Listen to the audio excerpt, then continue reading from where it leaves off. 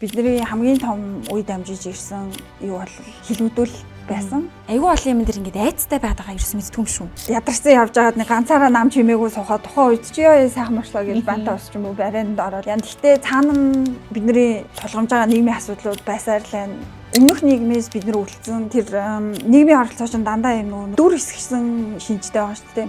Бас яг ямар хүмүүс байсан бэ гэдгийг буцаас сэргийхийн тулд магадгүй бүр түүхээ эсвэл өмнөх юм сэргийн санагчтай болж ирсэн. Нэг тал нь дандаа эрх мэдэлтэй давуу талтай байна. Нөгөө тал нь эрх мэдэл багтай. Тэр хүмүүс давуу тал өгж байгаа нөхцөл байдлууд нэг хэсэгт нь давуу бус тал өгж байгаа.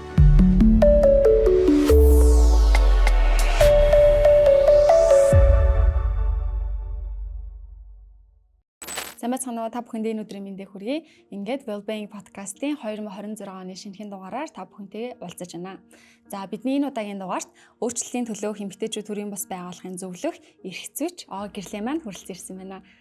За энэ өдрийн мэндийг хүргэе. Урилгыг хүлээн авч ирсэн маш их баярлалаа. Баярлалаа. Намайг өрсөн баярлалаа. Өдрийн мэнд хүргэе. Өдрийн мэнд. За тэгээд ер нь бид хоёр яг энэ сэдвийн хүрээнд ярилцъя. Ялангуяа би бол ингээд манай подкастт орооч гэдэг урилгыг бол удаа дараа тавьсан. Тэгээд урилгыг хүлээж авсан бол маш их баяртай байна.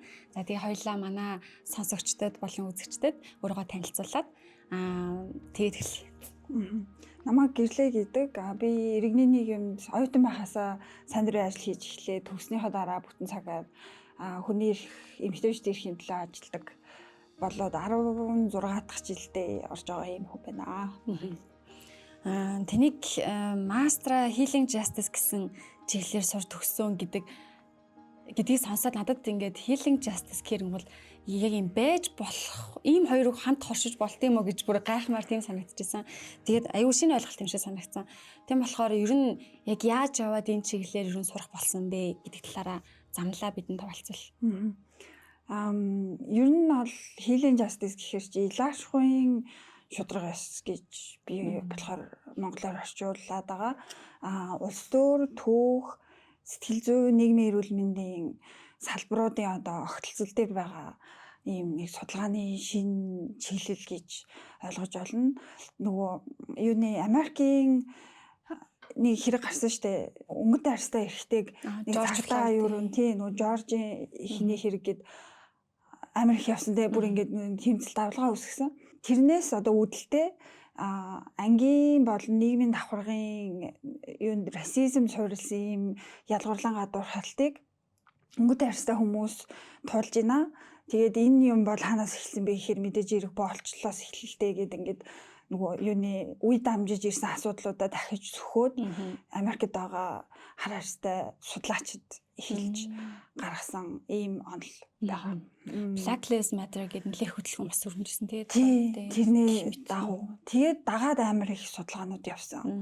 Нэг нь болохоор над дээр ирсэн. Тэгээд би энэ сэдвийг барьж аваад сонирхолтой санагдаад Монголын иргэний нийгэмд ажилдаг, бүтэн цагаар ажилдаг хүмүүсийн одоо нийгэм сэтгэл зүйн асуудлыг нөхөө Healing Justice илаашхуй шудраг ёсны үүднээс судалж үзээд магистрийн дипломыг хамгаалсан. Анх болохоор сэдвийг барьж авсан нь юу байсан?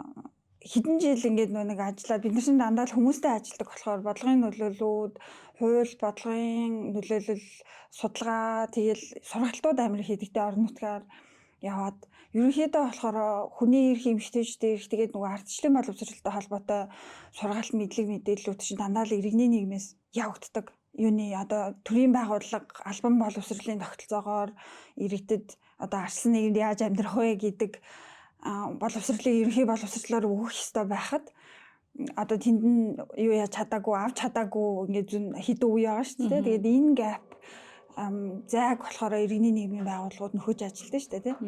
Тэгээд явж байхад цаана нь ингээд амар их шудраг босын юм уу, шудрагсны мэдрэмж байгаа мөртлөө маш их ингээд нөгөө аюулгүй орон зай ингээд үүсгэж иж сургалтаа явуулдаг. Баггүй ерөнхийдөө одоо феминист сургалтууд ч юм тийм орчинд хүртэл нэгт гээд хүмүүс амар их уддаг. Эсвэл нэгцний дараа амар их юм гарч ирдэг. Тэгээд тэр нь ганцхан одоо явж байгаа бидний одоо барьж ажиллаж исэн аргачлал гэх үү одоо өмнө нь байсан хандлагыг сургалтуудаа үйл ажиллагаануудаа харж исэн хандлагыг араад ийм давсан юу хэрэгтэй болоод нүдний шилтэй хэрэгтэй болоод явж агаад энэ одоо шалтгаан нь юу юм болоо гэдээ амар их боддог байсан. Тэгээд яг мастерт очсон чинь нөгөө нэг манайх чинь судалгааны магистр болохоор ийм сэдвээ сонгох хэвээр. Тэгээд юу яахгүй яваалсан сонгож чадахгүй явсараа эхний семестр дуусаад тэгээд би тэгсэн мөртлөө ингээд ямар ч хамаагүй зүгээр нэг онлын манайх шиг хөгжил судлалын магистр. Тэгээд ямар нэгэн хөгжлийн дэд бүтцийн асуудал ч юм уу эсвэл ардчлалын онлын асуудал барьж авалгүй яг нэг өөрийнхөө дотор байсан асуудалд л хариулмаар санагтаад тэр чиглэлийн асуудал ерөөсөй барьж авахгүй яваад л байсан. Тэгээд нэгдүгээр семестр дуусаад хоёрдугаар семестр эхэлсэн байсан чинь манай сургууль дээр ийм Healing Justice-ийн семинар болно гэсэн ийм зар байдаг байхгүй. Би бүр хараа яг чамшиг гайхаад хүү энэ хоёр үг нэг дор байх юм уу? Нөгөө бодсон нь болохоор healing гэдгийг хэдэн жилийн өмнө ер нь ингээд яригдаж эхлэхээс нь өмнө өөр дээрээ ингээд жоохон бясалгаад боддог байсан байхгүй. Тэгээд тэгсэн чинь хараад бүр гайхаад. Тэгээд тэгсэн мөртлөө ингээд хичээл давхцаад. Тэгээд тэр юу манай сургууль дээр болдог семинарууд нь онлайнаар орж болдог байхгүй. Тэгээ нэг чихэндээ жихвч зүгээд тэрийгээ сонсоод лекцэндээ суугаад байж агаад гараад ирсэн чи угаасаа дууссан маа юм. Тэгээд өө гэж бодоод коридорт явж исэн чинь тэр семинарыг удирдсан багш нь коридорт сууж исэн кофе уугаад зүгээр өөрөө сууж исэн. Тэгээд очиод уулзаад би сая таны юм сунгасан чинь хичээл тагцчлаа ярилцаж болох гэсэн жөө болно. Би харин ийм сэдвийг ерөөсөн онлайнаар орж болохгүй гэд хилээд миний үгэнд орохгүй. Гэтэ онлайнаар хийчээ тэгээд хүмүүс надтай бичлэн уулзах хүн байвал гэж одоо хүлээгээ сууж исэн гэдэг. Та тэгээ өөрөө яваад утсан шүү дээ. Тэгсэн чинь багшаас өөрөө сууж исэн.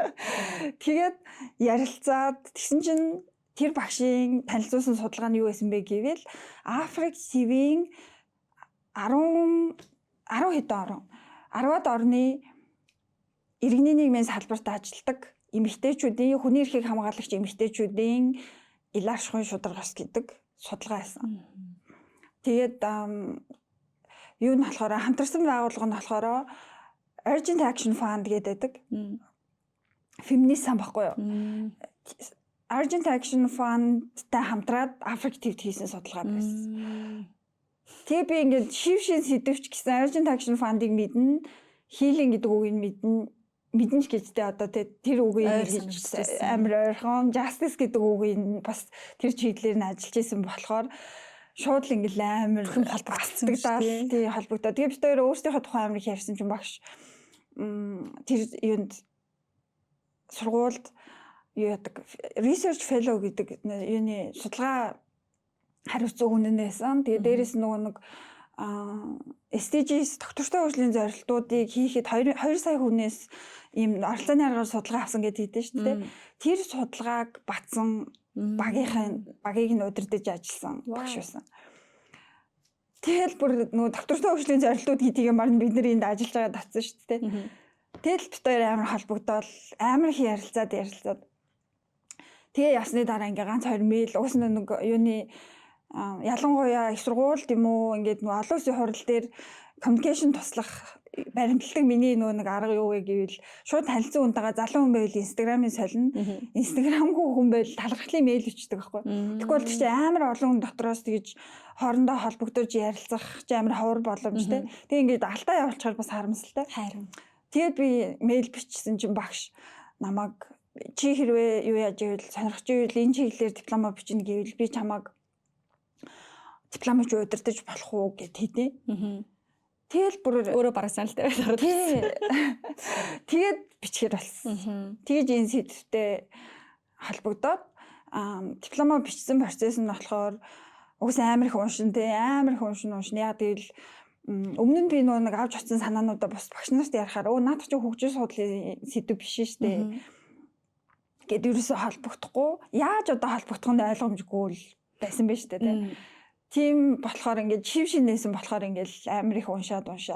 Тэгээ дээрэс нь болохоор юуны хувь хүнийхээ хувьд тэнд нэг юуны Оксфорд их сургуулийн онлайн mindfulness-ийн бясалгал явдаг байхгүй юу? Өдөрт 2 удаа английн цагаар нэгээс тэр хүмүүсийн одоо өдрийн хаалганы цагаар нөгөөх нь болохоор 7-оос явдаг.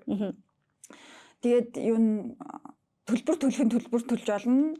Юугүй зүгээр төлбөргүй оролцох нь бас тэгж оролцож болдог. Тэгээ би тэр бясалгалд суугаад Тэгээ хажуугаар нь судалгаагаа хийгээд тэгэл байжсэн да. Ёстой хийлгингээ судалгаагаа бас хийгээд өөрийгөө анзаар.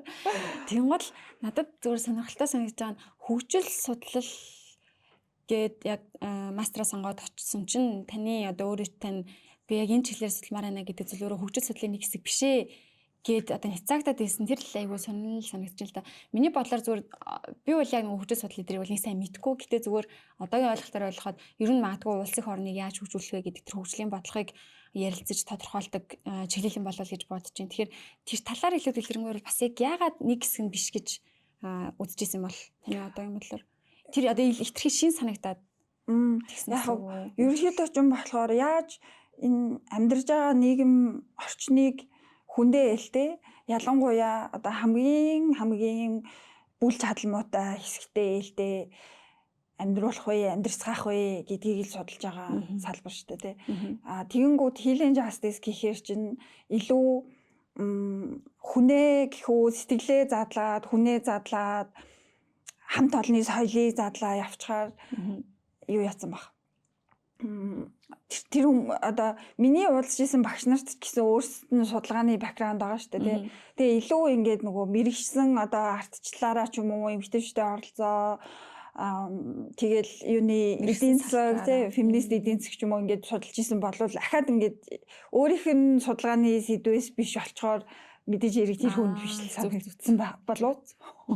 Тэгээ явж ер нь бол ямар ч гэсэн хүсэж исэн сэдвэрээ судалгааны ажлыг хийсэн гэсэн тий. Тэгээ таны судалгааны ажлын сэдвийг from self care to healing justice буюу одоо хувь хүн өөрөө өөртөө анхаарах self care гэр нь юу гэж ямар юм бэ те өөрөө өөртөө анхаарч байгаа өөрийгөө халамжилж байгаа тэр зүйлээс гулаад ер нь одоо илааршхун шудраг ус гэх юм бол яг энэ бас айгүй сонирхолтой санагцсан. Яа тэгэхээр бид эдийн бас яг постит адал дээр ярилцдаг магадгүй нөгөө бид нар өмнө нь зөвхөн mental health буюу сэтгэл зүйн эрүүл мэнд сэтгэл зүйн боловсрол сэтгцэн эрүүл мэнд гэж ярьдаг гэж байгаа. Одоо сүүлийн үед well-being гэсэн чиглэл рүү ялангуяа 25 онд бид нар ингээд нэлээд зорилгоо өөрчлөөд байгаа. Тэрний бас нэг шалтгааны харахгүй mental health гэдэг нэг хэтэрхий тренд болохоо тэгэл нөгөө би өмнөх дугааруудаар ирж гисэн нэг зочинтойгоо ирж гисэн нэг юм би өөртөө одоо нэг матча угаал йога хийгээл ингээл байж чад бараг нэг юм сайхан болчих юм шиг амьдрал асралтай болчих юм шигээр буруу ингэж маркетинг хийж бид нар тулгаад байгаа нэг бодлын нэг юм тэр аргыг ашигласан ч би идэхгүй байвал яах вэ? Тэр аргыг одоо ашигласан ч гэсэн би ингээд азрахлахгүй байгаад байвал яах вэ? Эний цаана амар олон шалтгаан байгаа юм шиг. Тим ер нь нэг юм хурдтай ялангуяа би одоо хувь сэтгэл судлаачийн хувьд айгу тулсан болохоор надад бол таны судалгааны сэдв нэрнээс нь авахлаа шууд айгу сонирхолтой санагдсан. Тэгээд судалгааны сэдвийн хаан талаар та илүү дэлгэрэнгүй ярьж өгвөл юуг судалсан бол бас ямар үр дүн гарсан бол гэдэг нь сонирхолтой санагдсан. Self care гэж юуг ойлгож байгаа вэ? Well-being-ийг юу гэж ойлгож байгаа вэ гэж салгаж харах хэрэгтэй байна тий. Гэтэ одоо бол харьцангуй энэ талаар хилцүүлэг нийгэмд харьцангуй их явдаг болсон байна. Намайг би ч одоо явахын өмнөх ихээр чи 2020 тэгээ ер нь ковидын үеэс эхлээд нэлээд яригдаж эхэлсэн шүү дээ. Өөрийгөө хайрлах, сэтгэл санааны эрүүл мэнд, тэгээ ажил амьдралын тэнцвэрт байдал гэдэргээл нөгөө ковидын үеэс бүгдээрээ гэртээ суугаад ялтчгүй хүү энэ ч амар чухал юм байсан биш тэгээд яригдаж эхэлсэн нь одоо ч тухайн үеэс хойш 6 жил өнгөрчлөө шүү дээ. Харьцангуй яригдж байгаа сэдв гэж бодож байна. Гэхдээ болохоор healing justice буюу нөгөө илааршгүй шудрагаас юу гэж хэлж байгаа вэ гэхээр self care гэдэг чинь юу вэ гэвэл бүх нөгөө нэг нийгмийн асуудлуудыг ганцхан хувь хүн дээр авчирч бүгднийг аваалаад тухайн үед чинь болохоор өөрийгөө хайрлах гэдэг нь дандаа юу байсан шүү дээ. Өөрийгөө хайрлаж ийн гэд Instagram сторинууд амар их байдаг гэсэн тий. Тэр чинь угаасаа дандаа юун дээр нийгэм одоо баруунаас эхлэлтэй энэ нөгөө нэг маркетингууд чинь эмэгтэйчүүд рүү л чиглэж амар их явж байгаа. Тэгээд нөгөө өөрийгөө хайрлна гэдэг нь ингээ эмзэг гэдгээ илчилж ингэж олон нийтийн өмнө харагдах хэрэгтэй болчоор эрэгтэйчүүд чинь харьцангуй ихэд бэлэн биш байж тээ тий. Нөгөө юуны хортой маскулын чанарууд чинь эрэгтэй хүнд хийж өөрийгөө эмзэг мэдрэмтгий талаа гаргаж юу яхаг зөвшөөрөхгүй шүү дээ дэмжихгүй. Тэгвэл чи тэр талаа гаргахчулмяа эрэгтэй хүн гэдэг энэ өөртөө ихтгэлгүй байдлыг хасах оноо өөртөө өгөх хэрэгтэй болчих. Бус эрэгтэйчүүдийн зүгээс ч гэсэн адилхан. Тэнгүүд эмэгтэйчүүд рүү энэ маркетингууд чиглэнгүүд тухайн үед болохоор явж исэн Instagram сторинууд ихэвчлэн хөөсө банд орох юм уу? Юу гэсэн кофе уугаад ном уншаад ингээд кофе шоп стори өөртөө цаг гаргаж байгаа гэдгийг харуулж байгаа. Тэгсэн чинь яг үүндээ бидний амьдралдаа туулж байгаа өдөр тутамдаа стресс гэж бодож амьдрдаг асуудлууд. Тэгээ ялангуяа ингэж байнгын толгойд чинь дахин орж ирдэг асуудлууд болохоор юу вэ гэвэл хувь хүн дээр илэрж гарч байгаа нийгмийн шударга бус байдлууд гендер суурилсан хүчирхийллийн илэрж гарч байгаа хэлбэрүүд байдаг. Тэгсэн чинь би ганцхан кофе уулаа гэд эцгийн эрхт ёсны шударга байдал ч юм уу тэр хортой эрхтэйчүүд толгож байгаа хортой эрхтэйлэг байдал ч юм уу те би бинийгаа шүүж байгаа эсвэл бол энэ юуны амар их энэ авилгын асуудлууд те шийдэгдэхгүй шүү дээ. Тэр одоо ойлгомжтой байгаас те логикоор бодоход.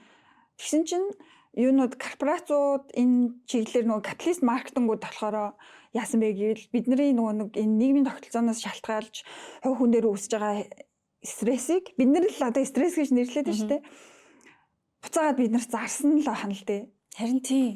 Ямар нэгэн авчвал би нэг авчаараа тэгвэл тий наад юу ч гоё шийдэгч чинь. Энийг л аваарай, энийг л өмсөөрэй, энийг л уугаарай, матча цай уугаарай, кофе уугаарай, йогийн гуц аваарай, йогийн хувцас аваарай тий.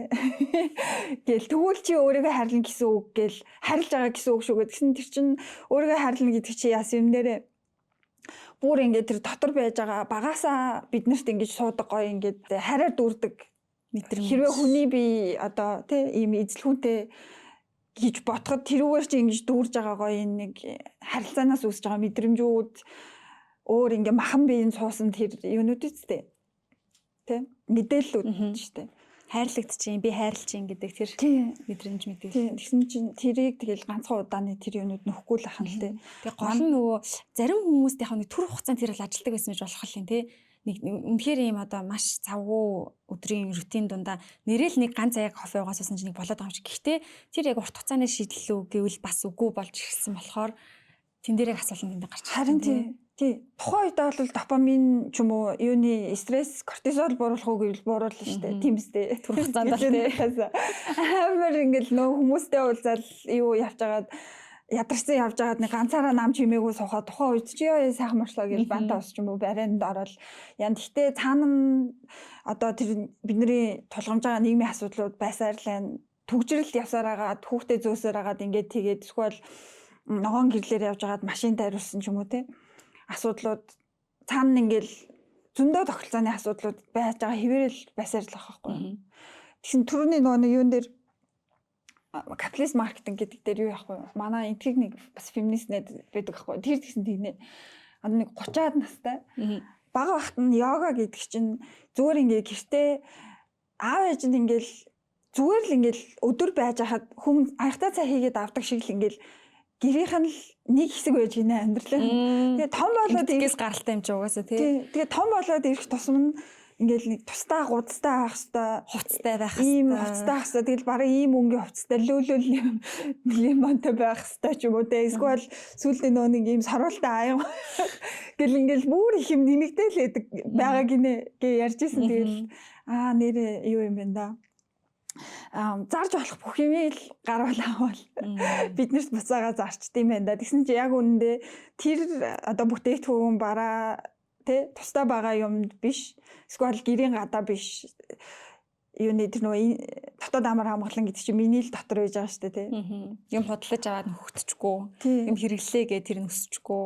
Өөрөөс нь л хэлэх хэрэгтэй. Гэхдээ эн чинь нэг хоёр юутай салгуу миний амар хамгаалан болон нийгмийн шударга бус байдал. Нийгмийн шударгаас хойш чинь тусдаа шүү дээ. Би мянга амар хамгаалан өөртөө хайртай байж болно. Гэхдээ нийгмийн шударгаас байдал байгаа юу байгаа. Би өөрийгөө тийм бүх асуудлаа шийдчихлээ нийгмийн асуудлыг шийдсэн гэсэн үг биш. Тэгтээ амар амгаланг баримтлаад харах асуудлыг харах үнцэг те. Өөрөө ингээ бөөн төгшөөртэй, кортизолтой, өмнөх өдрийн дутуу нойртой, дандаа бага цалинтай ч юм уу байсаар агаад нийгмийн асуудлуудыг харах нүд хоёр ч өөр харах байхгүй. Сэтгэл зүйтэй холбоотой хэсгийг үе дамжсан трама гарч ирнэ шүү дээ. Юуны Монголын хувьд болохоор би тэгээ судлаад уншаад байсан чинь бидний хамгийн том үе дамжиж ирсэн юу бол хэлмэгдүүл байсан. Олон жил тэгээд одоо ингээл бараг өрөөнд дотор ч юм уу энэ хаанч одоо хідүүлээч уулзсан байсан. Гэр бүлээс нь хамаатан саднаас нь хэлмэгдээгүй хин нэгний хэл мэдээгүй хүн гэж байхгүй тийм. Байхгүй. Тэгээд юун дээр манайхан болохоор бас гайхаад идэг нь та нар дандаа ингээд бүх юмыг шүүмжлээ суугаад ижиж яагаад дуурдгүй яагаад тэмцдэггүй ингээд л гэдэг шүү дээ. Тэрэн дээр болохоор миний уншснаар тэрийг би бол үе дамжсан трама гэж одоо илэршин шударгасны үүднээс бол ойлгож байгаа. Яагаад гэвэл арай нэг өөрийн үзэл бодолтой байх, өөрийнхөө төлөө дуурах. Тэгээд тэр чинь бүр гараа тэмцгээсээ наан зүгээр л юм өөр үзэл бодол та байсны төлөө ингээд яваад бүр цаацл болсон биз дээ. Тэгэхээр чин ингэж болохгүй байна гэд дуу хоолойнууд нь хаагцаарласан. Тэгээд юуны мантгай профессорын нэг судалгаа байсан нь болохоор нэг tragic spirits нь одоо орчуулгад гарч байгаа гэсэн шүү дээ. Бүрээд үндсэн дээр хийсэн. Тэр хэлмэдүүлэлтийн үеийг даваад ирсэн одоо юуны бөөгийн тэр онгодууд чинь тэр үед бас юу юм шүү дээ тий. Онгодууд хайцсан бэ гэдэг тухай ч юм уу. Тэнгүүд мантгай профессорын болохоор хэлснээр бид нар ингээд нэг дандаа ингээ амар их нийгмийн ховж ив байдлаар монголчууд өөрсдөө тулгамж байгаа юм уу нийгэмдээ тохиолж байгаа асуудлуудаа яадаг гинэ. Хандаж ингэж тэгж хандаж тэгж ярилцдаг. Яг тэгвэл ил ярих угаас л боломжгүй байсан шүү дээ. Тэгэхээр ингээ тэрний юм нэг юуны даалт харилцаа руу шилжсэн. Байнгут би болохоор одоо бодохдоо энэ тэр нэг үе дамжсан трама нь явсаар агаад одоо фэйсбુક руу ороод ирсэн. Тэ яг ингээд ил гараад үйлдэл хийхгүй яг тэгвэл тэр нөгөө хэлмэдүүлэлтэнд төрсөн. Байхаар чин үе дамжсан трама чин сэтгэлзүйд болон бие махбодод үлдчихэж штэ тий.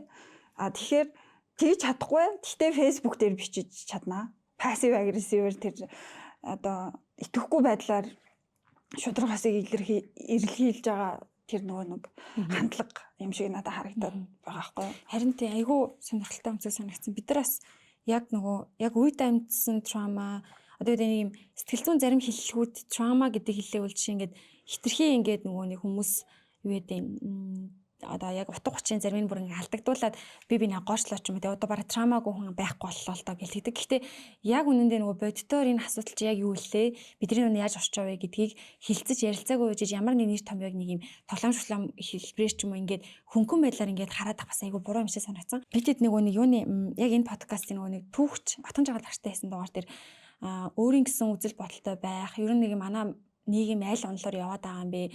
Тэгээ өөр үзэл бодолтой хүний хүлийн зөвшөөрөх юм уу тий. Тэгээ ингээ бодох юм бол яг бид нар юм үзэл бодолтой байна гэдэг өөрөө нэг бодлын айгүй том юм айгүй чухал юм шиг ирнэ. Бид нар яг нэрээ би юм үзэл бодолтой би юм баримтлалтай. Чи гэдэг надаас өөр байж болно. Гэтэ хоёлаа ингээд эрүүл харилцаа яриа өрнүүлээ гэдэг энэ зүйл манай нийгэмд нэг тийм нийтлэг байдаггүй юм шиг бас ялангуяа фэйсбүүкээс л ерөөсөө гэж анзаардаг. Хэрвээ би одоо нэг арай өөр үзэл баримталтай байгаа тэр нэг хүн арай өөр үзэл баримталтай бол ерөөсөө хоорондоо ингээл байнга нэг мөхийн зөрчилтэй тэмцэлтэй ч юм уу. Тэгэхээр ийм энэ ерөөсөө явсаар агаад хүний нэрэл чөлөөтэй өөрийнхөө сэтгэж өөрийн гэсэн үдэл бодолтой дуу хоолойтой магадгүй нэга илэрхийлдэг. За тэгээд өөр хүний хүлээн зөвшөөрөх гэх мэт аюул олон юмтай л нэр хамааралтай юм шиг санагдлаа. Харин тий. Тэгээд юунаас хэлмэдүүлэлтийн дараа тохиолдсон бас ингээд нийтээрээ тулсан юунууд чинь үзэгдлүүд чинь болохоор 90 оны нийгмийн шилжилтээр бүгдээрээ нөгөө хэрхэн таалах давснаас өөр юм юугүй дэлгүүрийн лангуун дээр байдаг байсан үеийг туулсан тухайгаа ярьдэн шүү дээ. Тэгэхээр чи ингээд нийтээрээ нөгөө өсөж үдсэн. Тэгээд тэрний дараа ч юм болохоор цомгтгол бас нэг том юм бас тий. Тэгээд дараа нь тэр үед нь яг адилхан хугацаанд ээжүүд нь бүгдээрээ юунд ихийнх нь 8-нд яваад зүтгэж хооронд эрэгтэйчүүд нь арх хусан.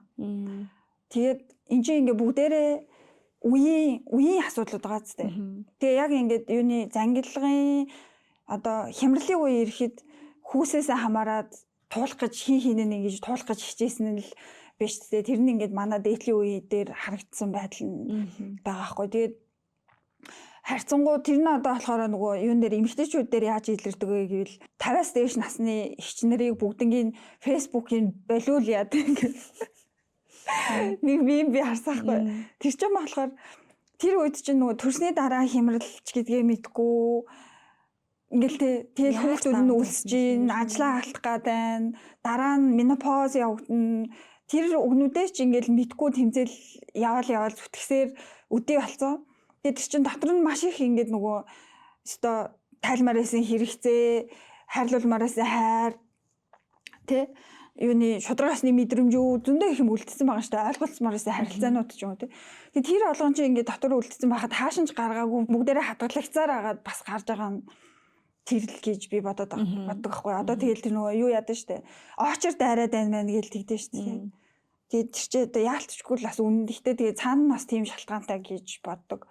Эрэгтэйчүүд нь болохоор харьцангуй хизээч нэг хэсэг ярихдахгүй явж байгаад одоо харин аав арх уудаг байсан болохоор аавыгаа дуурайхгүйгээ би пи уудаг болсон гэд сүүлний кинон дээр яадаг байхгүй. Тэнгүүд тэр үеийн нөгөө нэг үлдсэн тэр трама одоо бид нар л ингээл яг ярихтаа амархан ярьж байгаа болохоос биш яг тэгэл зөндөө жил өнгөрсөн болохоор тухайн үед туулахад бол хиндэн ч амаргүй байсан байхгүй тий. Тэгээ яг яваад одоо харин ч энэ нөгөө нэг өгнүүд хандлага нийгмийн хилцүүлгүүд гарч ирээд тэгээд тэр юуны архитектийн тухай ярьж эхэлж байгаа гэж бас бодож байгаа. Нээлттэй ярьдаг. Тий, харьцангуй нээлттэй ярьж эхэлж байгаа тий. За тэгээд тэрний одоо юуны архитектийн дараа болохоор нэг гарсан бас нэг юу чинь харамсалтай явдал чинь болохоор 7 сарын 1-ийн 2008 оны 7 сарын 1-нд тий амиа алдсан. Залуучууд гараад улс төрийн үзэл бодлоо илэрхийлсэн. За тэгээд цаана нь мэдээж ирэх зөндөө юм байгаа. Тэгээд би болохоор Хилар шуын шударгасны талаас юу гэж харсан бэ гэвэл тэгэл гараал хэрвээ талбайдаар гарвал улс төрийн үзэл бодлоо илэрхийлвэл ийм аюултай юм байна гэд бүгдээрээ ахаад нийтээрээ юу яагаад айгаад тэгээд залуучуудыг тэмцэлд уриалаад байна штэ эн чинь буруу штэ ч юм уу те. Дандаа ингээд улс төрийн үзэл бодлоо илэрхийлэхэд нь өөртөө ч гэсэн биендээ ч гэсэн юм залуучуудад ялангуяа сааттай ингэж юутай болсон. Айцтай болоод үлдээд явж агаад тэгээ мэдээж ирэх ковид тий. Ковидтэй ч одоо юу ярих вэ? Тэгээд бүгдээрээ гэрээсээ гарч болохгүй болсон. Дээрээс нь манай төрийн үйлчилгээ нийгмийн хамгаалал бол ерөөсөө юутай биш байсан шүү дээ. Ямар ч хүнлэг биш байсан. Амжилттай хизээж бид нэр давж чадаагүй те. Тэр үеийн ер нь бол бас драмагаа хоорондоо ярилцаж бас илэршүүлэх ёстой. Олон хүмүүс ар гэрийнхэнтэй уулзаж чадахгүй. Тий, амар харамсалтай юмнууд зөндөө болсон. Тэгээд тэр бүх юмнуудаа ингэж бид нэр нийгмийн хувьд яг өдөр өнгөрч ийн гэдэг чинь давж байгаа даван туулж байгаа гэсэн үг нэг талаас мөн гэхдээ дотроо ингээд түгжээд яваад байна уу? Илэршиж явж ийн гэдэг харж ялгаатай шүү дээ. Тэгэхээр ингээд энэ юмнуудаа ингэж гаргаж ярихгүйгээр болохоор одоо ингэж хүмүүсийн хоорондын харилцааг энгийн сайхан их тайван байхыг хүлээх болохоор боломжгүй л гэдэл байгаа юм л да. Харин надад яг саяны таны ярьсан над дээр ингээс зүгээр сонсохоор за нэг хувь хүн зүгээр сэтгэлзэн зөвлөгөө авах газ сэтгэл зүйчдэр очлоо гэж бодоод үнэхээр яг юу туулж байгаа юу мэдэрч байгаа гэдгийг ярих юм бол яхаар өнгөрсөн амьдралаа ярих хэрэгтэй болно, хүүхд насаа ярих хэрэгтэй болно. За бүр цаашлаад ямар орчин төссөн аав ээж гэх мэт ингээл ярих хэрэгтэй болно. Тэгэнгუთ угаасаа нөгөө өнгөрсөн юу туулсан бэ? Тэндээс болоод би өнөөдөр яаж юу мэдрээд байгаа, өөрийгөө юу гэж үнэлдэг, нэмээ чараад байгаа, ямар зам үлтэй байгаад байгаа гэдгийг мэдж таньж мэдчихэж тэрийгээ эдгэжиж нэг өнөөдрөө нэг ойлгож ирээдүйг үнийг харах сөхөөтэй болт. Тэгвэл энэ яг хувь хүн дээр ч биш угаасаа нэг нийгмийн бүлгүүд ер нь нийгэм тэр чигээр нь яг л ялхан татагддаг үзэгдэл юм шиг санагдчихээн. Тэгээд бас нэг анзаарсан юм. Бид нар нэрээ айгүй олон юм дээр ингээд айцтай байгагаа ерөөс мэдтгүй юм шүү. Тийм. Одоо би чинь нэрэл 2008 оны 7 сарын 1-ний санджил байна л та. Тухайд одоо манай үеэл ингээд ахнаар ч юм уу те яг ингээд чагсаал цуглаан ч юм иймэрхүү юмд ингээд очихгүйц ингээд нас би бол тэр үдээс жоохон лсэн баг. Тэгэнгүүт одоо аав ээж нарын ч юм уу манай ахч нар болохоор битээ тийш очоорой гэх юм айцтай угаасаа аюулгүй байдлын санааж байгаа. Тэгвэл тэндээс зүгээр би хэдий өөрөө яг тэр талбай дээр очиж нөхцөл байдлыг хараагүй ч гэсэн миний 90 тойрон байсан хүмүүс маш их айцсан байсан учраас би угаасаа өө энэ чинь айцтай амар юм биш те. Ер нь талбай дээр очиж өөрийн үзэл бодлыг хэлэх чинь амар юм биш те. Гэдэг айцыг би өөртөө сулгаснаа мэдгүй. Магадгүй тэр үед хүмүүс ч ийм айцтай үлдснээ ч бас мэдгүй. Гэтэл нэрээ одоо бодоод хахад зөрөгтэй ямар нэгэн зүйлийг судлаа, дуурай, ярилцъя гэхэд энэ бол айцаас болоод нийгмийн асуудлууд бас магадгүй шийдэгдэхгүй хүн болгон дотроо нь ингээл хамиг юм хураагаад яваад идэв юм шиг. Тэгвэл яаж буцаагаад одоо асуулт нь эдгээр зүйлсийг бид нар яг яаж хаана очиж ярилцаж хийх ёстой юм бэ? Хувь хүн дээр очивол мэдээж одоо найзуудтайгаа уулзаал пивэн гач маа яриад ах эсвэл ингээл сэтгэл зүйчдэр очил хамаагүй юм ярих. Гэтэ энэ бас нэг тийм бүх шийдэл болчихдог бах тий. Тий, юу ч нэг цогц байх хэрэгтэй аргачлална гэдэг дээ штэ. Тэнгүүд тэр нийгмийн хилцүүлгүүд нээлттэй явах ёстой гэдэг байгаа нь болохоор тэр дараагийн одоо нийгэм цаашаа явахын тухайд л штэ тий. Хүмүүс ингээд цаашаага амьдрахтаа илүү ийм юутай өөртөө итгэлтэй өөрөө яг юу хүсэж ийн гэдгийг мэдэж цаашаага амьдрахын тухайд штэ. Түрүүний тэр нэг аль болох ингэж айдас дээрээ үндэслэн шийдвэр биш. Өөрийнхөө тэр амар хамгааллын дээр үндэслэн шийдвэр гаргаж цаашаа явахын тухайд тий. Тэгэнгүүт юуны 7 сарын 1-ийг болохоор би сая огцрох амархан тодорхой хэмжээнд биднийг илэршүүлсэн гэж бодож байгаа. Яагаад гэвэл тэр чагсаал болоод тэгээд юуны гэхдээ нэг тэр харамсалтай үйл явдал гэсэн хүний амнаас бүрлэгсэн тий. Тэр одоо үйлдэл хинийх байсан бэ гэвэл төр байсан шүү дээ. Тэрнээс биш талбай дээр очиж үзэл бодлоо илэрхийлсэн хүмүүсийн буруу биш шүү дээ. Гэдгээ ялгаж хаалгаж харна. Тэнгүү тогтцох амархан яасан бэ гэвэл мэдээж хэрэг айцтай яг адилхан айцтай хүмүүс очсон. Гэтэ өдөр өнгөрсөн 21 өдөр яваад яасан юу болоогүй. Өмнөх шиг тийм харамсалтай юм болоогүй. Тийм болохоор тодорхой хэмжээнд нөгөө юуны коллектив хийлэн гэж хэлдэг хамтын илэршил явагдсан. Нийгмээр гэж би болохоор харж байгаа. Тэрийг мэдээж хэрэг тэр нөгөө нэг тиймтэй улс төрийн нөгөө үр дагавруудаас гадна штэ тэрийг болохоор яагаагүй. Би бас яг тэнтэй санал нэгэн зүгээр тэгээд ямар улс төр үзэл баримталтай одоо тухайн одоо энэ дээр ямар үзэл баримталтай байр суурьтай байхаас үл хамааран би бол зүгээр эхний өдрүүдэд яг хувь сэтгэл судлаач хаа үднээс очиж бүр ингээд сонирхмоор санагдчихсан. Тэгээ мэдээж бас нэг тодорхой хэмжээний хувь хүнийхэн зүгээс те тэр одоо кауст нь бол ингээд нийтээд ингээд очиж ажиллаж байсан. Тэгэхэд ингээд яг ажиллагчийн байр суурьнаас зүгээр харж байгаа тэнд өмнө нь би л хизээч хүмүүс ингээд талбай дээр суугаал, дуулаа, эсвэл хоорондоо юм ярилцаал, магадгүй хаа нэг ивент, хаа нэг ажлын шугамар ч юм уу, эсвэл их сургууль ч юм уу, тийм нөхцөл байдал тодорхой орчинд л уулзаж ярилцдаг хүмүүс тийм нэг хинтээр тааж болох ус. Тэгээд айгүй сонирхолтой санагдсан. Айгүй олон насны хүмүүс тэг би бинийг итгээд бүүндээ тэгээ хамт байгаад зүгээр нэг юм микрофон байгаад хүмүүс ихний өдрүүд ингээ гараа зүгээр амьдралаа яриа асуудлаа ярьж байгаа нь тэр нь би одоо юу гэдэг ямар улс төрийн одоо үзэл баримтлагаас үл хамааран зүгээр л адилхан ингээд хүмүүс гэдэг үднээсээ нэг нийгэмд амьдраа явж байгаа хүмүүс нэрээ яг ямар зовлон болоод байгаа юм бол юунд стрессэд байгаа юм бол миний стрессэд байгаа юм энэ хүн бас адилхан ингээд зовж байгаа юм биш үү гэдгийг мэдрэх нэг бодлын тийм айгу хамтын гэсэн нэг би ганцаараа биш юм байна гэсэн мэдрэмж айгу хөгж байгаа юм шиг санагдсан. Тэгэхээр нэг бодлын яг хуу чагсаалын үр дүн за тэгэл яагаад яасан энэ төрөйг ингээд айгу ол юм байж болно. Гэтэ зүгээр яг нэрэл коллектив талаас нь харуулын таны хэлсэнчлээ яг тэр тэндээс хүмүүс тодорхой хэмжээний юм хийж өөрөөсөө нэм итгэлтэй болж бас чадсан баха. Яг айцсан багсан баха. Харин тэгээд уг нь бол шүү дээ. Тэр үйл явц хаана явах ёстой вэ гэвэл ардчлалсан улсад иргэний танхимууд багийн сумын хорооны иргэдийн төлөвчийн хурлууд тэгж явагдах ёстой шүү. Уг нь тэр процесс тийм явагдах ёстой. Иргэдийн төлөөлөгчдийн хурал гэдэг чинь иргэдийг төлөөлж байгаа адилхан иргэд гарч ирээд амьдралдаа тохиолж байгаа асуудлыг яриарай гэд тусдаа байр байна, сандал ширээ байна, ажиллаж байгаа ажилчид байна, принтер, компьютер юунууд хэрэгсэл бүх юм байна. Тэгээд уг нь бол тэр ярианууд тэр төсөв мөнгөтэй зориулаа барьсан байрны дотор явагдаад явах ёстой.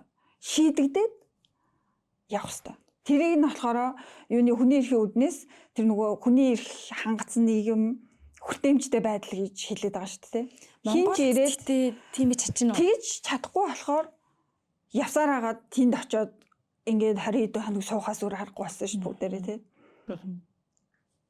Харин тийм надад л иргэдийн төлөөлөгчдийн хурал тэгээ тэнд очиод өөрийнхөө одоо би зүгээр тий очиод манай одоо хороо юу гэдгийг дүүрэгт амьдрахад ийм байна гэдгээ ингээд ярилцах юм бол айгүй холол юм шиг Тийм санагдчих. шүү дээ. Тэгээд тэр чинь хамгийн наадлынх нь болохоор сөөхийн хурал шүү дээ. Гэхдээ яагаад гэвэл болохоор тэнд очихгүй байгаа хүмүүсийн буруу биш байхгүй да. Нөгөө нэг соёлны яаж явж ийн гэвэл өмнөх нийгмээс бид нар үлдсэн тэр нийгмийн оролцоо чинь дандаа юм нөгөө нэг юуны шинжтэй дүр хэсгсэн шинжтэй байгаа шүү дээ. Хурал бол шийдвэр өмнө гарсан байдаг ч юм уу. Эсвэл хизээч бид нарт тэр нөгөө нэг албан ёсоор бүрдүүлсэн оролцооны орчнуудад жинхнээсээ өөрийнхөө асуудлыг ярих тийм соёл байхгүй байгаа хгүй. Тэгэхээр чин угаасаа тэнд очиод би жинхэнэ үннээ ярьлаа гэхэд миний асуудал шийдэгдэнэ гэж ерөөсөө итгэл байхгүй бол угаасаа хинж очихгүй шүү дээ. Хүн чинь амар ухаантай юм чинь. Үнэхээр тэнд ингээ гоё амьд ардчилсан соёл те тийм ардчилсан үйл явц болдог бол ярина үстэй. Тэгээд дээрэс нь тэр чинь нөгөө нэг түрүүний тэр үе дамжсан драма те нийтийн өмнө юугаа хэлэх үг үзэл бодлоо хэлэх чинь аюултай гэдэг. Драман дээр угаасаа тэрийг шийдэгдэхгүй байгаа процесс. Байхаар чинь очихгүй байгаа байхгүй. Тэгэхээр энэ юм одоо бүгдээрээ түрүүний ясны нэг одоо яаж юмаа давах тухай ярьсан шүү дээ өмнөх асуултан дээр. Тэгэхээр чинь бүгдээрээ л тал талаасаа хичээж энэ юунуудаа засах гэх үү? Оролцоо харин тийм нийгмийн орчнуудаа засах. Тэгэл албан байгууллагын хурлаач, тэр орон гэртээ үр хүүхэдтэй гэр бүлийнхээ харилцаагч, тэр жоохон ингээд юу гэдэг юм да mindfulness-ээр ч юм болохоор нөгөө нэг автопайлот гэдэг тэгдэж шүү дээ. Автомат жолоодлого дээрээ ингээд ороод тавхиад тавхгүй. Жохоо ингээд нэг халхам аргачлаад өөрийгөө жоохон асгал дээрээ төвлөрөөд гаргаад суувал тэр зөвхөн ингээд нэг хосын хоорондын маргаанч гэсэн чи ингэсэн гэдэг дээр үргэлжлэхгүй арай ингээд жинхэнэ шалтгаанаа биендээ ярьж чадах ч юм уу тий. Тэгсэн болохоор би гомцсон юм аа. Эсвэл тэгсэн болохоор би яагаад байгаа юмаг үннээ хэлэх. Тий. Энэ би ийм баймаар байна гэдгийг хэлж чадах тий. Тэр чинь тэгэл бүх нийгмийн харилцаан дээр адилхан шүү дээ. Албан байгууллагч адилхан, гэр бүлд ч адилхан, талбай дээр ч адилхан тий. Тэгэхээр энэ нөгөө талаас болохоор юу гэж хэлээд байна гэвэл орчин нь аюулгүй байх ёстой гэдэг тухай. Харин тийм ээ.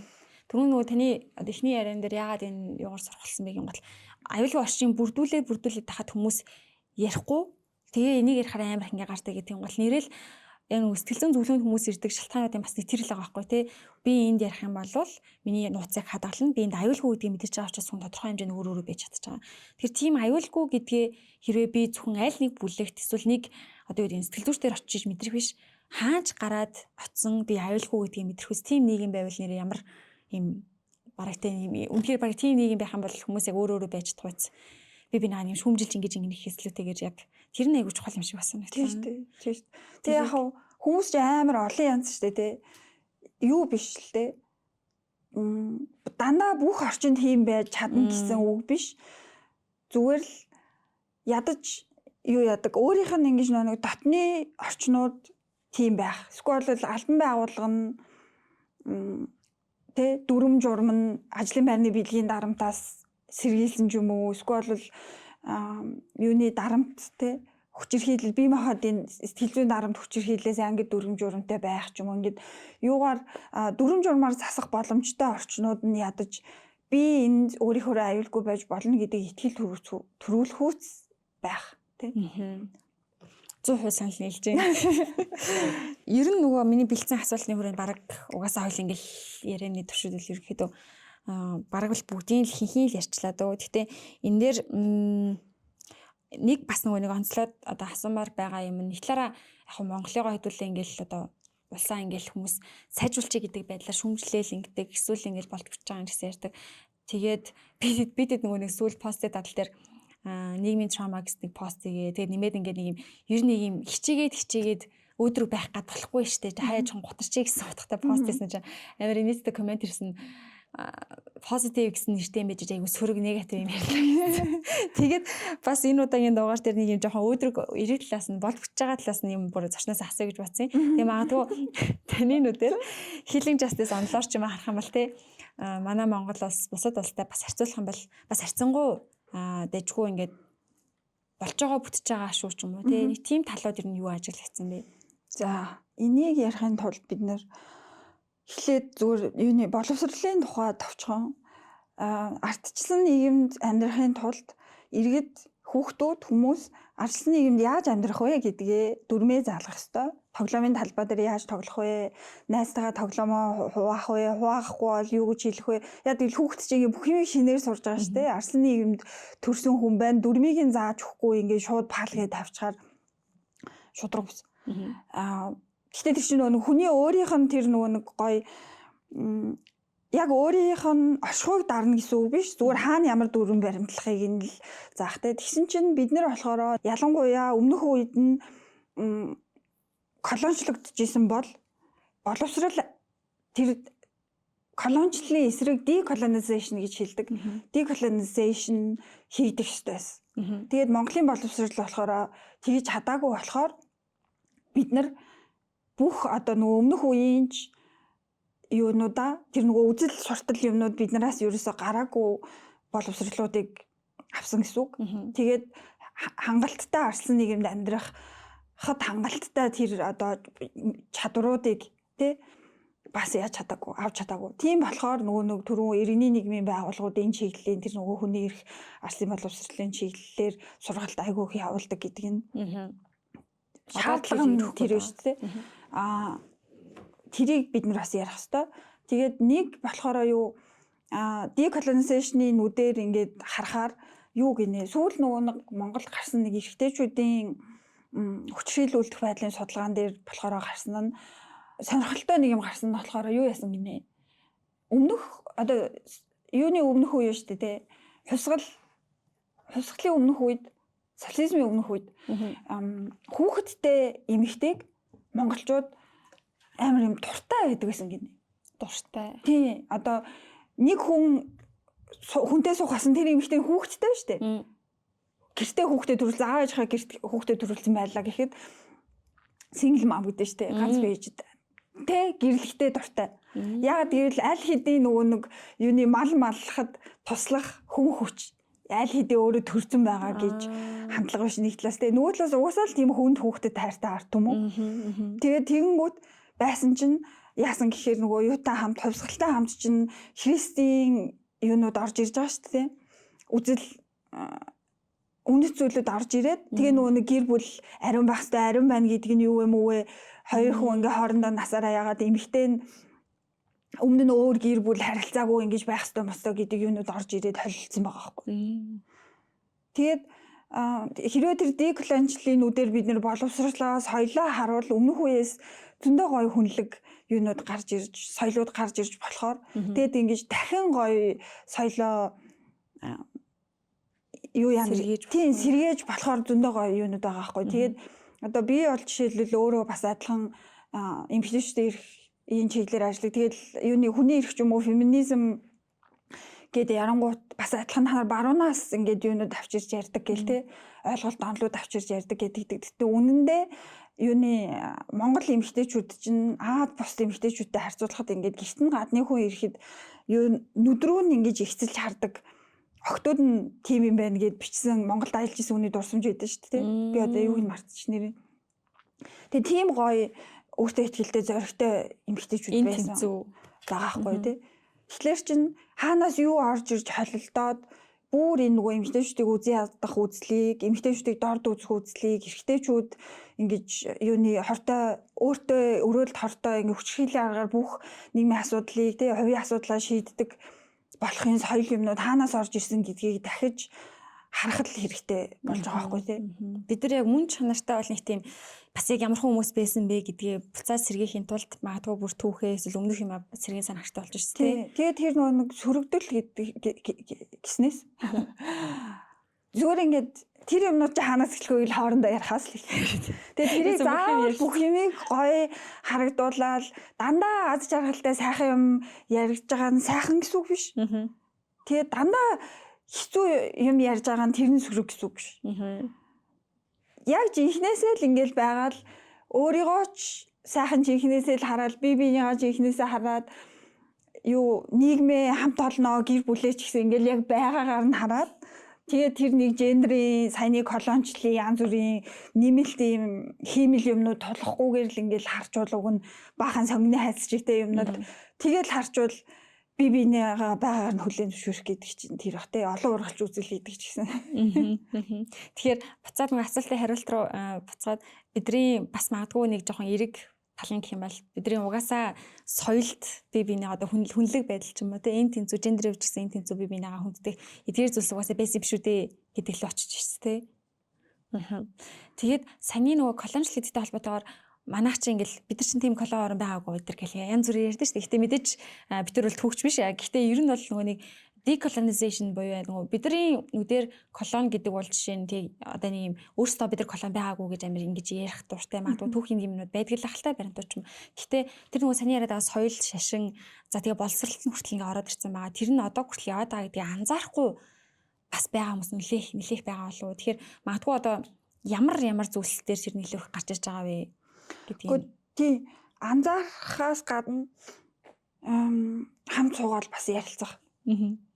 Тий зааж байгаараа бүгдээрээ яасан бэлээ гэж жинхнээсээ сайхан ярилцал үзвэл заавал ч үгүй л үгэн дээр байсан байгаагүй гэж ярихаас илүү энэ зүгээр факт үстэй хамаг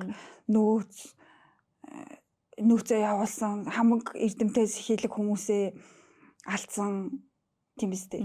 Тэгээд болсон юм. Тий факт. Гэтэ тэгэл нийгэм чин дандаа л ингээл явж байгаа штэ тий өөрөө хөгжөөл гендерийн дөрүүд гэдэг ч гэсэн бас нийгмээс хамаарад өөр ихгүй юу. Эмэгтэй гоё гэж бодох, ийм эрэгтэй гоё гэж бодох. Тэ. Тийм болохоор авсан юм болго муу гэсэн үг шүү. Гэхдээ колоничлол бол бидний хүсэл зориг биш байсан юм чинь яг жинхнээсээ тэгвэл нэг хэсэг нэг амар их яригадаад байдаг гэсэн нэг үндэсний ондоошл лөө тэ. Тэр мэрийг жишээл ярихын тулд деколоничлыг ярих зур аргагүй байгаа хгүй. Тэгээд одоо болохоор чи явж байгаа нөгөө соёлын колоничлал амар их явж байгаа гэдэг шүү дээ. Юуны зөөлөн бодлогууд солонгосын одоо драма K-pop-оор хүмүүжиж байгаа бүтэн үе байна гэдэг тэнгуут чинь нөгөө нэг сэлгээний хувьд чинь болохоор манай дээдлийн үеийнхэн чинь орос хэлтэй байл кул гэдэг орос хэлгүй хүн байхгүй ярианд амар их орос хэл орж ярьдаг байсан. Тэнгуут манай үеэс эхлээд одоо ч юм болохоор англи хэл болчихж байгаа шүү дээ тий. Гээл харахаар уг нь харагдж байгаа зү тий. Бид нар л өөрсдөө энэ дээр яг ойр үед би нэг бодоод ирсэн юм нөгөө соёл гэдэг бас бид нар анзаарахгүй хэрнээ аюу чухал юм шиг санагц. Одоо нөгөө соёл өөрөө жишээ нь юу гоё вэ, юу сайхан бэ, юу мундаг вэ гэдэг зүйлийг тодорхойлт болж тараад. Тэгвэл тэрийг дагаад хүмүүс өөрсдөө шейп хийж эхэлдэг ч юм уу тий. Өөрсдөө зам байдлыг магадгүй байдгийн хувь хөнгөлтөө үндэстэн тэр чигээр гэдэг ч юм. Тэгэхээр дэлхийд даяар ер нь юу гоё вэ? Энэ юу зүв бэ гэдэг талаар энийг тогтоож байгаа тэр соёл өөрөө хэр хортой вэ? Эндээс хамаараад бидний бие мах бос сэтгэл зүйн өрөлтөнд юу нөлөө үзүүлээд байна гэдэг хүртэл угаасаа маш холбоо амралтай учраас. Тэгээд харин энэ үзгээр харах юм бол би бас нэг жоохон шүүмжлэлтэй гэх юм уу нэг юм хандаад байдаг юм. Ялангуяа нөгөө нэг хоёлаа сайн яриа дээр капиталист нийгэм дээр гэл ярьж та тий. Нэг юм материалын байдлыг бид нар итгэж шүтдэг. Тэгээ буцаад нэг юм гой сайхан байх, алдаагүй төгс байх, өөгүй байх хэрэгтэй гэдэг энэ соёл одоо энэ бол энийг бол соёлын хэлбэртэй байгаа байхгүй тий. Энэ зүйлийг одоо тийм ингээд маш өнөөгийн манай нийгэмд юм хүчтэй ингээ одоо хүртэл байсаар байгаа юм шиг алдаа гаргаж болохгүй төгс байх хэрэгтэй, мундаг ээж байх хэрэгтэй, мундаг аав байх хэрэгтэй, мундаг ажилтан байх хэрэгтэй. Тэгээ энэ өөрөө удаан яваад ах юм бол угаасаа бидрийг юм илүү нэг юм ядрах юм шиг санагдаад байна. Тэгэхээр яг одоо магадгүй таны нүдээр өнөөгийнхөө нийгмийг хараад өнөөгийн соёлоо ингээ харах юм бол бид нар яг юм цохож яриад хүүшээ ийм байгаад байгаа. Энд чинь ингээ болох байгаад штэ гэд юм ярилцмаар санагдаад тийм зүйлс байдаг уу? Соёлын талаас ч юм уу аль улс төрийн соёл шүү дээ тий. Улс төрийн соёл улс төрт хинт хамгаалж ийн гэвэл дунджаас дээш насны эрхтэйчүүд тэгээ ихэнх нь байгаа бол тэр хүмүүсийнхаар орчны соёл тодорхойлогдно тий. Дараа ийм дээрээс доош хандсан тогтолцоотой бол дараагийнх нь юу бие авч явж байгаа байдал ихтгэл үнэмшлэр тэр юу соёл нь тодорхойлогдно. Тэнгүүт ч одоо Монголын улс төр болохоор дандаа эрхтэйчүүд давмгаалсан эрхтэйлэг тэр харилцааны хэлбэр бие авч явах байдал тэгээ Монгол маягийн тэр маскулинити те тэр эрхтэйлэг шинжээр тодорхойлогдож явж байгаа гэсэн үг. Тэгээ энэ юмнууд болохоор тэр одоо юуны нийгмийн асуудлууд тэгээд дундуур нь гардаг тэр ковид гэх үү одоо энэ тог тасарч байгаа тэгэл өөр ингээд үйл явдал болдсон шүү дээ. Эднэр ч гэсэн хандж байгаа хандлага нь адилхан эрэгтэйчүүд хамгаалсан эрэгтэйчүүдийн соёлоор шийдэгдэж байгаа. Тэгсэн чинь уг нь бол тэр илааршгүй шударга ёсны үүднээс харуул хэрвээ төр засгийн газар иргэдийнхээ өмнө буруутай үйл явдал хийсэн бол уучлахгүй хэвээр. Тэрийг нь ил ярих хэвээр. Буруугаа хүлээх хэвээр тий. Хин нэгэн одоо бүр хамгийн доод тушаалын албан тушаалтанда хамаг хариуцлагыг нөгөөд тэр хүний ажлаас нь халдаг. Гэтэ ер нь барыг хийдэггүй ш. Манайд ч бүр тийм хариуцлага яригддаг тийм юу ерөөсөө байхгүй. Тогтолцоо байхгүй. Тийм явж байгаа байхгүй юу? Тэгээд юуны гендерийн шударгаас байдал улс төр дэх эмэгтэйчүүдийн оролцоо гэдэг чинь ерөөсөө ингээ бас юу биш. Хий дэмий онлын үг биш. Зүгээр л ингээ тэр тийм үстэй саяны ингээд яриаг сонсоход л хүүе гээл тий тухгүй ингээ санагдчихж байгаа юм тий. Тэгэхээр чи ингээд бүгдээрээ л ингээд нийгэмд оролцож байгаа бол хин хинийх нь юу баймаар шүү дээ. Соёл хандлага үзэл бодол юмнууд баймаар шүү дээ. Тэгээ буруу юм хийсэн бол уучлаа гуймаар байна. Иргэдтэйгээ гарч ирээд ярьдаг баймаар байна. Загнаад амиргүй. Нэг тий. Гэтэ тэр загналт нь бас бид нартай харилцаа биш шүү дээ. Зөвхөн юугаа яаж байгаа юм шүү. Сайдуудтайгаа л харилцдаг тэр нь загналтын хэлбэртэй юм шүү тий. Тийм баймааргүй байна. Харин тийм яг айгуу сонирхолтой өнцгүүд гэх юм уу. Магадгүй нэг хоёулынхаа яриаг бол залуучууд сонсч л байгаа л та. Тэгээд энэ хүмүүс одоо манай даагчид донд бол ингээд улс төрийн оролцооны хувьд ч юм уу мэдлэгийн хувьд янз бүрийн төвшин хүмүүс ч бас байж магадгүй. Тийм болохоор нэрээ юу лээ хийх гişүүд нь нэр эрэгтэйчүүд юм биш үү? Ядаж одоо Монголд бол эмэгтэй ерхий сайдч байж үзэг үүд ч юм уу тэр зүйлсийг бид нар нөгөө угаасаа л ийм байх хэрэгтэй юм шиг бодоод ирсэн учраас энийг ингээд хэвийн ирээдүйд ч угаасаа ийм байх юм шиг ингээд айгу хэвийн шүлээд нормалайз хийгээд хүлээг авцсан байдаг. Тэгэхээр саний өнцөг ч айгу олон хүндээс нэг юм нэрээ юу лээ гэдэг өнцөг өгсөн баха. Тийм тэгээд бас нэг юм нөгөө сонин сайхан ярихад гэхэд гэдэг шиг эрэгтэйчүүдийн талаар нөгөө одоо ялангуяа феминист гэх юм уу ингээл эмэгтэйчүүд эрхийн талаар ярьдаг хүмүүс эрэгтэйчүүд талаар ярихаар юм та нараас эрэгтэйчдийг үзий яддаг мдаг гэж ч юм уу тийм тэгэж аюу ярьдаг. Гэтэл би саяхан нөгөө оны өмнө л Women for Change тэр юм бас байгуулгын Men for Change гэх тэр төслийг ерөнхийдөө ингээд сошиалаас ингээд хальт гүлхий харсан. Тэгээ тэр төслийн талаар бас та тодорхой мэдээлэл өгвөл ягаад яг энэ төслийг эхлүүлэх болсон тий. Тэгээ магадгүй нөгөө саяны одоо асуултанд хариу өгөх буюу эмэгтэйчүүдийн шиг гэхээр эмэгтэйчүүд бүхний дээгүүр байна гэсэн үг ерөөсөө биш ээ. Магадгүй эрэгтэйчүүдийн шин талаар ч юм уу юу гэж хардаг. Бас л адилхан нийгмийн хилцүүлгээр үл чийлсэн нэг төсөл гэхээс илүү зүгээр бид нар одоо чи ингээл хүчирхийллийн хэрэгүүд дандаа л амар хэцүү хэрэгүүд гардаг. Гэхдээ тэрийг нэг тэр манад явж байгаа улс төр сошиал соёл болохоор хэрэг дарах гэж ч юм уу яах гэж тий анхаарал хариулах гэж ингээд амар харамсалтай зүгээр ингээд юу болгоод ашигладаг тий. Зүгээр л юм багаж зэвсэг шиг л ашигладаг. Тэгсэн чинь үнэндээ тэгээд тэр юмнууд нь үр дүн нь болохоор яаж гарах вэ гэвэл угаасаа эцэг эрэгт ёсон дотор амьдарч байгаа хүмүүс ингээд хүүс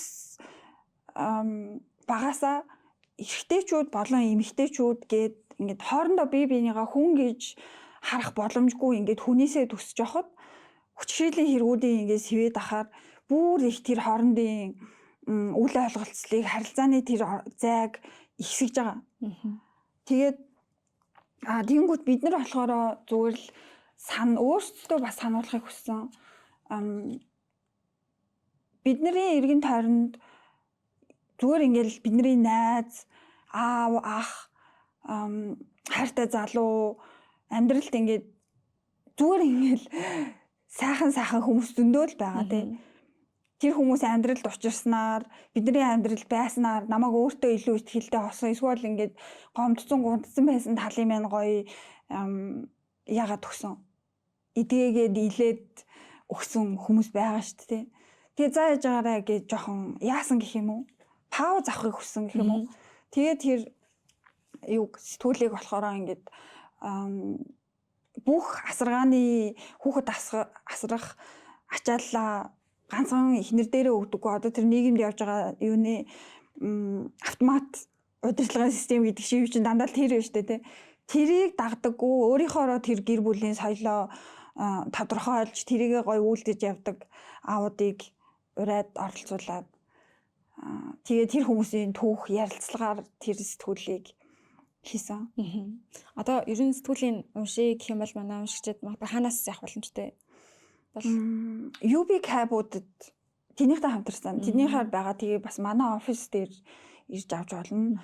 Ховд уус өмнө говьд юунд нагаах номын санд нь. За тэгээд ерөнхийдөө би төрийн ярилцах сэдв бол нэлээд ингээд өргөн хүрээг хамаарад баг одоо миний асуултууд бол нэлээд сүүл рүүгээ бол орж ийн. Тэгээд яа харахгүй нөгөө хийлийн талын юмуд нэлээд ярьсан, justice гэсэн ярьсан. Гэхдээ сүүлийн одоо ярмаар байгаа сэдв бол илүү яг нөгөө чагсаалын одоо огцрох хамархан гэж чагсаал болсон үеэр бид нэг манай баяхны контент хийж байгаа. Тэг ерөөсөө тэр мань амжихгүй яваал тэгэл яваад байгаа. Тэрний нэг нь болохоор нөгөө corrupted буюу ялцрал гэдэг нөгөө нэг ном Монголд орчуулагдсан. Тэрийг ингээ уншаа байж хатуугаасаа яа харахгүй ингээд ямар нэгэн систем, альва нэгэн зүйл шудраг бас байгаа. Тэгэхээр л тэндээс ерөөсөө ингээд хамаг одоо нэг юм трама гэх юм уу те шудраг бас байдал, хамаг юм зовлон бүх нэг юм хагалууд эхэлдэг юм шиг. Тэгэхээр магадгүй хүний суур хэрэгцээ бас өөр юм шудраг байдлыг ингээд бүр усаагаар мэдгийг хүсдэг. Тийм болохоор maybe одоо энэ justice is the best therapy бид нар гэж дотроо зур хошгинт ярьдیں۔ Би нэр шудраг байх юм бол нийгэм шудраг байж байгаа юм бол нэг тийм бид нар баг сэтгэлзэн зөвлөгөөнд очиод авах шаардлага байна уу те. Бид нар тийм зовлон үүсээд барыг хэрэг байна уу. Нийгэм гэдэг нь гараад алхах одоо бидний замын хөдөлгөөнд оролцож байгаа нөхцөл байдал. Үгүй бүх юм байж болно. Гэр бүлтэй байгаа байдал одоо ажлын байран дээр байгаа байдал. Бүх зүйл хэрэг зөвхөн шудраг байгаад байгаа юм бол бид нар нэг асуудал байхгүй юм шүү дээ гэдэг шиг. Тэгэхээр магадгүй шудраг бус байдлыг хүмүүс өөрсдөө ингэж хүлцээд, төвчээд зүгээр хараад өнгөрүүлээд байгаа нь өөрт нь эсвэл нийгэмд ер нь ямар хор хөнөөлтөй байх болоо гэдэг дээр таны бодлыг сонсмоор. Хүн гэдэг чинь бид нар ингээ харахад бие байгаа юм шиг мөртлөө сэтгэл зүрэхтэй бие махад байгаа шүү дээ. Тэгээ шудраг ус байдлыг хэрвээ тэр үед дугарч чадахгүй өнгөрөөд тэрийг ингэж хүлцээд амьдраад байвал бие махбодн дээр нь өвчин болно. Нийгэмдэр адилхан тэр нь өвчин болно. Тэгээ нэг нь бол нийгэмдэр одоо манайхын тоггүй байгаа байдал шиг юмнууд гэсэн үг шүү дээ. Ковидын үед өвчнөө тэгээд өвчин зовлонтой тахал туулж яхад талбай дээр аваачаад тэрний дөрвөлжин чулуунууд худалдаж аваад тавьдаг шиг л. Юун дээр нийгмийн өвчин бол авилга гэдэг байгаа шүү дээ. Тэгэж илэрнэ хувь хүн дээр болохоор өвчин одоо бүр ингээд одоо хавдар autoimmune disease монголоор системийн өвчин гэдэг. Системийн өвчний 90% нь эмэгтэйчүүд өвддөг. Энэ нь болохоор нөгөө эцгийн эрэгтэй бас гендер суурьсан хүчээр хийдлийн үр дагавар гэсэн үг. Өөрийгөө хамгаалж чадах байсан, чадахгүй байсан янз бүрийн мэдээж шалтгаан хүнд байгаа. Гэхдээ бие махбодн дээр нь ингээд үлдэнэ. Стресс гэдэг чинь ингээд хэлэхэд амархан болохоос шүн нойр гутах, өдөр нь ингээд олигтой хүнтэй нэг ч үг сольж чадахгүй ингээд төгшүүртэй дотроо байнга их амар их ургуулan бодоол яагаад ийгэл амар хэцүү юунууд штэ. Үр дүн дагавруутэй. Тэгэл бие махбод дээр чинь болохоор бүхтийх ч юм уу эсвэл нуруунд мөрих ингээл гар хөлн татдаг болох эсвэл хаван маван ч юм уу тэ ингээл сэтгэл зүгээс үлдээ. Эсвэл манайхан чинь нэг хэсэг нэг амар их нэг мэдрэлийн ядаргаа гэж нийтдээ шүү дээ. Тэд нар тийм одоо үр дагавартай байх нь шүү. Тэгэхээр уг нь бол энийг нэг яхад харилцааны үр дүнтэй аргуудыг ардчлалын боловсролчин бүр багаас нь хүнд яаж өөрийгөө илэрхийлэх вэ? Хэрхэн бие биенийгаа хүндлэнгээ санал зүрх вэ? Хүнийг яаж сонсох вэ? Гэдгийг хүүхдтэй заагаад өгдөг байгаа байхгүй юу? Тэр юунуудыг харахаар хөтөлбөр юунуудыг. Тэгээд нэг тэгэж гэхдээ одоо юуны хүчирхийлэл юм уу шудраг ус байдал хаанаас вэ гэвэл нэг тал нь дандаа эрх мэдэлтэй давуу талтай байна. Нөгөө тал нь эрх мэдэл багтай. Тэр хүмүүс давуу тал өгж байгаа нөхцөл байдлууд нэг хэсэгт нь давуу бус тал өгж байгаа. Эрэгтэй, эмэгтэй, мөнгөтэй, мөнгөгүй, хотын хөдөөний өөр одоо юу ч гэдэг хөөрхөн биш нийгмийн юугаар те хотын төвд амьдардаг, захад амьдардаг, боловсролтой англи хэлгүй гэл энэ нөгөө нэг давуу бус байдал үүсгэж байгаа энэ нийгмийн тогтолцоо биш те эрх мэдэл ингээд өгöd байгаа байхгүй юу? Давуу байдалтай тал нь. Тэгээ эрх мэдэлтэй тал нь эрх мэдлээ хүчирхийлэл хэрэглэхгүйгээр ашиглаж, эзэмшиж мэдгүй болвол одоо миний эрхэнд байгаа хүмүүс би яаж шаандаж болно гэж хүчирхийлэл болж байгаа гэсэн үг байна шүү дээ. Орон гэрт ажлын байран дээр нийгэмд ингээл юу те. Тэрнээс үүсэж байгаа тэгш бас байдлыг ингээд угаасаа л өөр байна. Тэрийг ингээд тэр эрх мэдэл гэдэг юм чинь бүр ингээд өгдөөгөөд томруулаад байгаа юм шүү дээ. Тэрийг эзэмшиж ашиглаж мэдгүй хүмүүс тэр эрх мэдэл дээр суучвал. Тэгэхээр нөгөө талд нь ч гэсэн адилхан чи эрүүл мэндийн үр дагавартай байхгүй юу? Тэгээ шудраг ус бодол бол тэндээс байна. Тэгэхээр хүний эрхэнд байгаа болохоор янз бүрийн шалтгаанаас болоод өөрийгөө хамгаалж чадахгүй хүмүүс байна. Төрөлхөөсөө гэр бүлийн орчноосоо сурж болно. Ингээл нийгмийн харилцаанаас хүүхдүүд чинь сурна шүү дээ. Тийм болвол тэр одоо өөрийгөө хамгаалах, үзэл бодлоо илэрхийлэх чадвар юмнуудыг боловсрлоор нөхөх ёстой л гэдэг. Тэгсэн чинь боловсрал дээр яагаад колоничлал яригдах ёстой вэ гэвэл колоничлалын боловсрал хизээж хүнд өөрийгөө хамгаалах, өөрийнхөө төлөө босох, зогсох, дуурах боловсралыг өгөхгүй нэ штэ. Үнийг л хүлцэнгүү. Тий, дугаа өөрийгөө хамгаалахгүй л байлгана. Тэгэл нөгөө hard science-ыг нь илүү зан тий. Байгалийн шинжлэх ухааны боловсралыг нийгмийн юуг нь жоохон ингэж яахгүй нэ штэ, яригдахгүй нэ. Тэгэхээр энэ талынх нь боловсралыг өгөх ёстой. Энийний тухай ярихад боловсролын колоничлал ярих ёстой гэдэг. Маш гоё дүгнэж өглөө. Тэгээд магадгүй хоёулынх нь одоо энэ миний сүүлийн асуулт хоёулынхаа ярианаас хүмүүс ойлгосон зүйл нь магадгүй нэрээ харилцааны боловсрол ч юм уу те яг энэ боловсролын хувьд би ч нэрээ арчилсан нийгэмд яаж одоо өөрийгөө хайрлах юм эсвэл хүнтэй яаж харьцах юм хүнийг яаж сонсон гэдэг дээр зүйлсийг мэдэхгүй юм шүү дээ гэдэг юм нэлээд анзаарсан байж магадгүй. Тэгээ энийг тэгвэл хаанаас сурах вэ гэж бас хайх гад ээж магадгүй. Тэгэхээр таны зүгээс одоо олон төсөл хөтөлбөрүүд юмнуудаар ингээ харж хахад нийтлэг байдлаар магадгүй бид нар яг энэ суурь чадруудыг нэг сураасай. Энэ зүйлсээ нэг эргээ санчаасай, сайжруулчаасай гэж боддог тийм зүйлс байдаг бол тэрийг хэлж өгөөч.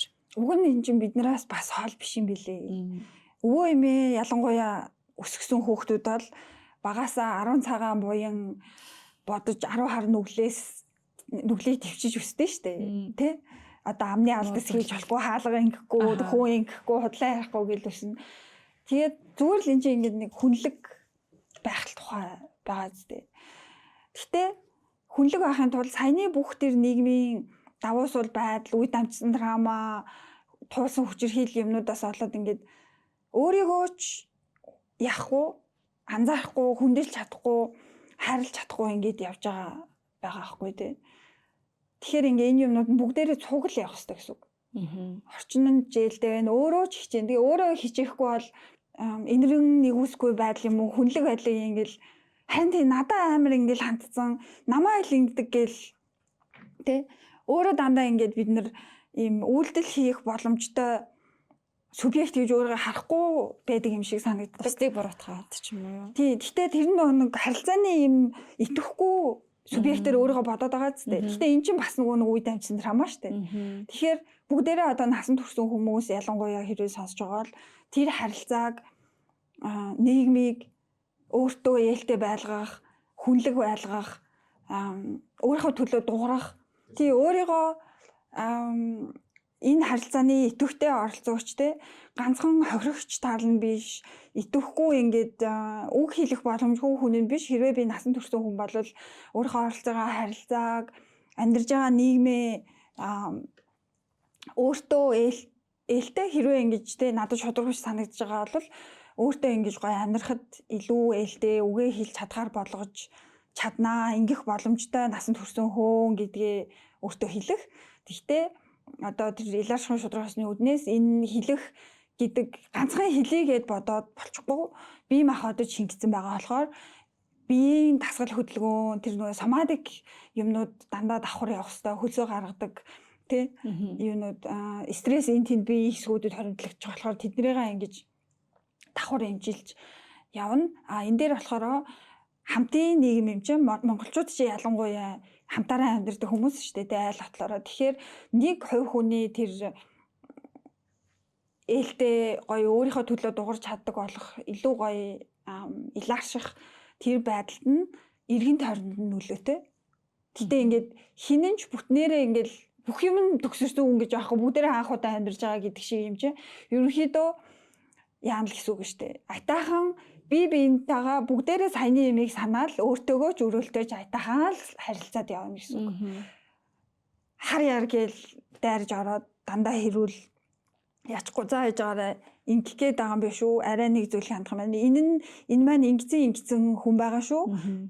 Жохон энийг нь бодоод хандах юм шүү.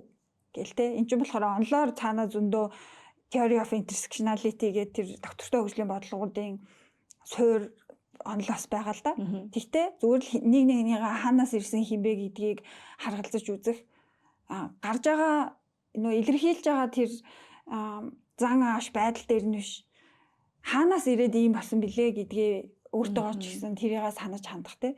Гэхдээ энэ одоо нийгмийн шийдэл ухааны онолж одоо бизнес корпорацийн соёл руу орсон байлээ шүү дээ. Hidden potential гэдэг нөгөө ном сонссон чинь хэрхэн хүний цаана нь байгаа потенциалыг бүтнээр нь компанид хэрэглэх вэ гэвэл гэд гисэн чинь саяны тэр нөгөө юу байгаа байхгүй юу? Theory of intersectionality гэж тэр нийгмийн давуу байдал тэр бүх тэр хаанаас ирсэн хүн бэ гэдгийг харгалзаж үзэх тухайлаас ярьж байгаа байхгүй юу? Тэгээд миний зүгээс товчхон дүгнээд харах юм бол яхахгүй нөгөө яг хүн хоорондын харилцааг үл яг амархан юм шиг хүмүүс нэг юм боддог. Эмпатитэй бай, бусдыг жоохон бод. Одоо юу гэдэг нь муухай хөглөхээс өмнө жоохон бодчих гэлээ. Гэтэ энэ эдгээр зүйлс яг үнэндээ тэр хүн өөрөө өөртөө нэгт хэрэгүн ажилласан бэ, өөрийгөө хэрсэн таньж мэдсэн бэ гэдгээс гадна нөгөө хүнийгээ одоо яг саяны байдлаар те энэ хүн юуг даван тулаа хаанаас ирсэн болохоор яг өнөөдөр ийм үйл гаргаж байгаа юм бол цаанаа давхар тооцож магадгүй ингэж боддог байх гэд хүнээс тодорхой хэмжээний харгуу нэрээ боловсрол чадварл шаардгаар тийм зүйлс байгаа. Тийм болохоор зүгээр нэг юм илдэг хандаач би биендээ гэдэг уриалал өнгөрөхөөс гадна яг өнөөдрийн ярилцлагаар бол тантай яагаад илдэг хандах хэвтэй магадгүй яг яаж тэгвэл бид нар бинийгаа ямар үнцээр харах хэвтэй гэдэг тэдгээр арга төлс за тэгээд ийм шинэ үднийшлүүдийг манай үзэгчид олж харсан байхаа гэж найдаж байна. Тэгээд өнөөдрийн ярилцлагыг бас дүгнээд эсвэл манай сонсогчдод хэлмээр байсан үр зүйл байсан бол ярихыг танд ингээд сүүлийн минутыг нь танд үлдээч.